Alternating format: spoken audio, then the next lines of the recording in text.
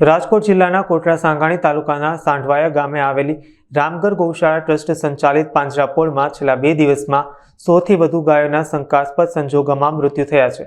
ઘટનાની ગંભીરતા જોતા જિલ્લા કલેક્ટર ઓમ પ્રકાશ અને જિલ્લા વિકાસ અધિકારીએ તાત્કાલિક સ્થળની મુલાકાત લીધી હતી। તેમની સાથે તાલુકાના અધિકારીઓ અને પોલીસ અધિકારીઓ પણ હાજર રહ્યા હતા। કલેક્ટરે સ્થળ પર હાજર જૂનાગઢ, ગોંડલ અને રાજકોટથી આવેલી ડોક્ટરોની વિશેષ ટીમો પાસેથી સારવાર અને મૃત્યુના કારણ અંગે વિસ્તૃત માહિતી મેળવી હતી।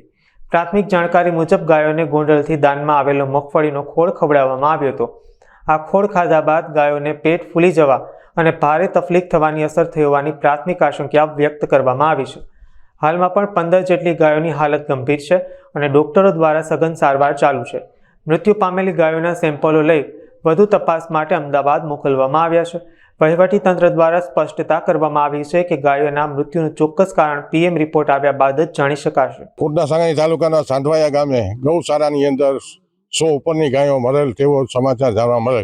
તે કોટડા સાંગાણી તાલુકાના મુનાભાઈ રાયજાદા, કોટડા સાંગાણી તાલુકાના પૂર્વ કારોબારી ચેરમેન અને સાંઢવાયા ગામના સરપંચ તે હકીકત વસ્તુ શું છે અને હકીકત બધી વસ્તુ જણાવશે। જે ગૌવંશ ને આજે સાંઢવાયા ગામમાં કાલની તારીખમાં જે પેટમાં કોઈ ખાવાથી મીણો ઉપડેલ ને જે પેટમાં એમને આફરો સડી ગયેલ, જે આફરાની દવા માટે રાજકોટ ડિસ્ટ્રિક્ટની તમામ ડૉક્ટરોની ટીમ ખડે પગે છે કાલ સવારથી આજની 24 કલાક સુધીમાં। પણ અમને દુઃખ એટલું છે કે ડૉક્ટરો મહેનત અનહદ કરે છે, પણ જે એમની પાસે જે સરકારી સાધનો અને સુવિધા હોવી જોઈએ તે પૂરતી નથી મળેલ। તો કાલે સવારમાં 10 વાગ્યા સુધીમાં જે ડૉક્ટરોની ટીમ આવી હતી ત્યાર સુધીમાં કાલે 12 તારીખના 10 વાગ્યા સુધીમાં લગભગ 10 કે 15 ગાયોનો ડેથ થયેલ। ત્યાર પછી અત્યાર સુધીમાં ઓછામાં ઓછી 10-15 ને સાથે જોડતા 80 જેવી ગાયોનું મૃત્યુ થયેલ છે। ગૌશાળાની માલિકા જેમને દફનવિધિ કરેલ છે। હાલ ડૉક્ટરોની ટીમ જુનાગઢથી પણ આવેલ છે। ડૉક્ટરોની મહેનત મૃત્યુ જે ગાયો પામે છે એમાં અનહદ મહેનત કરે છે, પણ છતાંય કોઈ રિઝલ્ટ નથી મળતું।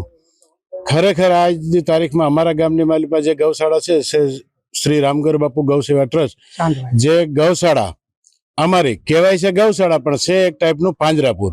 આજુબાજુના ગામમાંથી સરકારશ્રીએ પોલીસમાંથી કે પકડેલી ગાયો, બીમાર ગાયો આજુબાજુના ગામની ક્યાંય પણથી આવતી હોય છે તે અહીંયા મૂકી જતા હોય છે।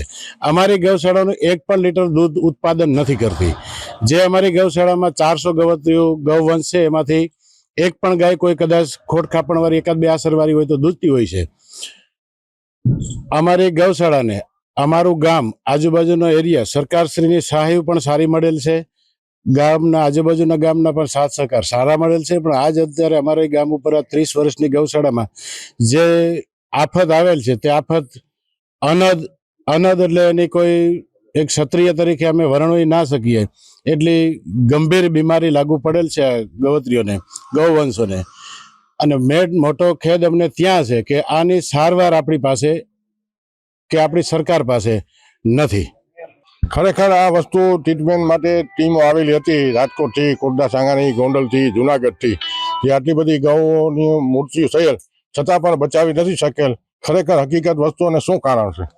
કારણ તો એવું અમારી પ્રાથમિક ડૉક્ટરોને પૂછતા અને અમારી ખેડૂતની આગવી ઢબ પ્રમાણે કે જે મગફળીનો ખોર ક્યાંયથી દાનમાં આવેલ, અમારા માનવા પ્રમાણે મગફળીનો ખોર અમે પશુઓને ખવડાવતા નથી। જે કોઈ મગફળીનો ખોર કદાચ દાનમાં આપેલ છે અમારું અને ડૉક્ટરનું માનસિક કારણ એવું છે, બાકી તો રિપોર્ટ આવે ખબર પડશે ને। મેન વસ્તુ તો પતાણી સાહેબ એ છે કે રિપોર્ટ પણ જે ડૉક્ટરોએ કાલની તારીખમાં 11-12 વાગ્યા સુધીમાં લીધા છે તે રિપોર્ટ 3 દિવસ પછી આવશે। પણ ખરેખર એ રિપોર્ટ વધીને આફ્ટર 1.5-2 કલાક કે 3 કલાકમાં મળી જતો હોય તો આમની ક્યુ ઝેર છે ગાયોને અને ક્યુ ઝેર એને હટાવવા માટે આપવું એ ડૉક્ટરોને ખબર પડે। અત્યારે ડૉક્ટરો બિચારા સેવાઓ બહુ કરે છે। ઠેઠ જુનાગઢથી રાજકોટ જિલ્લાના તમામ ડૉક્ટરો બહુ 50ની ટીમ છે, અમારા લોકલ ડૉક્ટરો જે કાંઈ છે એ બધા સતત ખાધા પીધા વગરના મહેનત કરે છે ગવત્રીઓને બચાવવા માટેના, પણ એમાં કોઈ કારીગરી ફાવતી નથી ફાવતી। એનું મેઇન કારણ એ છે કે આને શું પ્રોબ્લેમ છે અને આ જે ગંભીર રોગ છે આફરો સડી જવો, ત્યાર પછી પેલું 2-3 રોગ છે આપણે ખરવાના, લંપીના, આવા બધા રોગોની આપણી પાસે ખરેખર આપણી ગુજરાત સરકાર પાસે આપણી પાસે એનો કોઈ ઈલાજ છે નહીં। તો જેથી કરીને ડૉક્ટરોની હાજરીમાં જે 15 ગાયો મરી હતી ત્યાર પછી ડોક્ટરોના હાથમાં અને અમારા હાથમાં અમે 70 ગાયો ત્યાર પછીની મૃત્યુ થયેલ છે.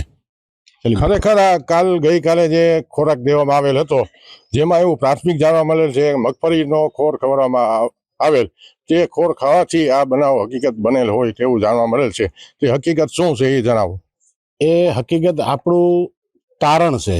બાકી તો જે એમના પીએમ કરીને જે સેમ્પલના રિપોર્ટ લીધા છે, જે લેબ રિપોર્ટ આપશે એ જ ઓકે હશે. આ તો આપણું એક તારણ છે કે ભાઈ મગફળીનો ખોર અમે કોઈ ખવડાવતા નથી. એના દાનમાં આવેલો હતો કે મારા જે ગવત્રીઓને જે નાખેલો હતો ત્યાર પછી જે આ એક વાડામાં એ ખોર નાખેલો છે, બીજા વાડામાં જે ઢોર છે એમને નથી નાખેલો, તો એમને અસર નથી. એટલે મારો એક અંદાજો છે, પણ સાચી તો સલીમભાઈ ક્યારે જ ખબર પડશે જ્યારે સરકાર શ્રી રિપોર્ટ આપશે ત્યારે. આવી બધી ઘટના કોટડા સાંગી તાલુકાના સાંઢવાયા ગામે બનેલ, જે સાંઢવાયા ગામમાં શોકનું મોજું ફરી વળેલ અને ગઈકાલે રાતે શોક સભા પણ રાખવામાં આવેલ હતી. આ ગૌનું મરણ થયેલ તે અંગે શું? શોક સભા તો અમારી લગભગ હું માનું ત્યાં લગી 4-5 દિવસ અઠવાડિયું ચાલશે સાહેબ.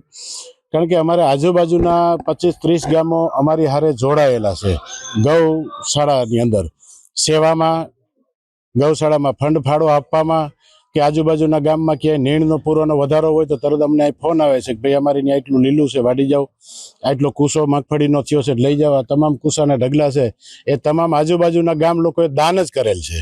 તે કુસાવાળા જે કાંઈ લોકો અમારી ગૌશાળા ગૌત્રીઓને પ્રેમ કરે છે તે બધા અત્યારે હાલ પણ આજુબાજુના ગામના આગેવાનો, આજુબાજુના ગામના લોકો, યંગ જનરેટર બધું સેવાકીય પ્રવૃત્તિમાં દફન વિધિ કરાવવામાં, ઉપાડવામાં, ગૌત્રીઓને ઊભી કરવામાં એ બધી મહેનત માટે ઘણા લોકો આજુબાજુના ગામથી પણ આવેલા અત્યારે હાલ. કોટડા સાંગાણી તાલુકાના સાંઢવાયા ગામે ખરેખર દુઃખની ઘટના બનેલ છે. તે અંગે તેનું સેમ્પલ લેબોરેટરીમાંથી આવશે, ત્યારબાદ જાણવા મળશે હકીકત શું છે. કોટડા સાંગાણી સલીમ પંતારી હપ્તબ. કોટડા સાંગાણી તાલુકાના સાંઢવાયા ગામે જે ગાયોના મરણ થયેલ તે અંગેની ટીમ જુનાગઢથી પશુપાલન વિભાગમાંથી આવેલ વાઘ સાહેબ તે જણાવશે હકીકત શું છે ને સારવાર શું આપવામાં આવી.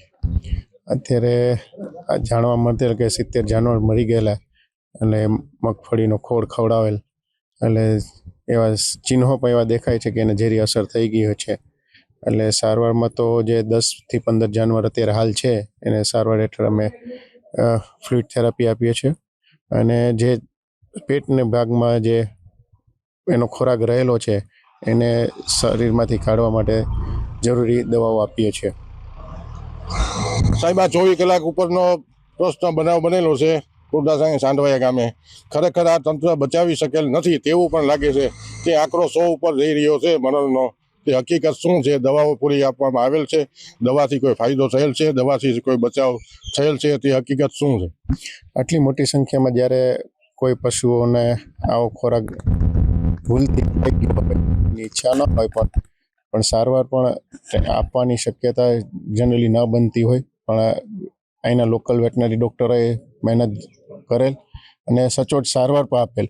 પરંતુ ઝેરી અસર હોય એવા કિસ્સામાં શરીરમાં પ્રસરી જાય, સારવાર આપવા છતાં પણ એની અસર ન મળે. આ જે ઝેરી અસર છે એના એન્ટીડોટ પણ અત્યારે છે નહીં અવેલેબલ, એટલે એની વિકસિત જ નથી એન્ટીડોટ. એટલે સિમ્પ્ટોમેટિક સારવાર જ કરવી પડતી હોય છે. એટલે જો એ ઝેરી અસર એના શરીરમાંથી નાબૂદ થાય તો જ બચવાની શક્યતા રહી. એટલે અહીંના ડૉક્ટરે, અહીંની ટીમ જે છે એમણે સારી સારવાર આપેલી જ છે, પરંતુ એના અસર નથી મળી. સાહેબ, અસર નથી મળી. ઘણી બધી ટીમો આવેલ છે, રાજકોટ, જુનાગઢ, ગોંડલ, કોટડા સાંગાણી, અન્ય ટીમો સારવાર પણ પૂરી આપવામાં આવેલ છે, છતાં પણ મરણ થયેલ છે. મેં કીધું ને એમ કે ભાઈ શરીરમાં એકવાર ઝેરી અસર પ્રસરી જતી હોય, બરાબર, એ લોહીમાં ભળતી હોય, એના બીજા અંગોને ડેમેજ કરતું હોય, પછી ઓક્સિજન લેવાની ક્ષમતાને પણ નાશ કરતું હોય. એટલે આવા બધા સંજોગોમાં સારવાર અસરકારક ન થાય, કારણ કે એના શરીરના કોષોને ડેમેજ કરે એટલે સ્વાભાવિક છે કે એને બધા અંગો ડેમેજ થાય અને મૃત્યુ પામે. ખરેખર આ કોટડા સાંગાણી તાલુકાનો ઐતિહાસિક બનાવ છે. આટલો બધો મોટો બનાવ બનેલ સાંઢવાયામાં, જે ટીમો પણ આવેલ છે પણ ટીમોમાં કંટ્રોલ નથી કરી શક્યા અને 100 ઉપરનો આંકડો ભરેલ છે. કોટડા સાંગાણી સલીમ પતાણી હપ્તબ.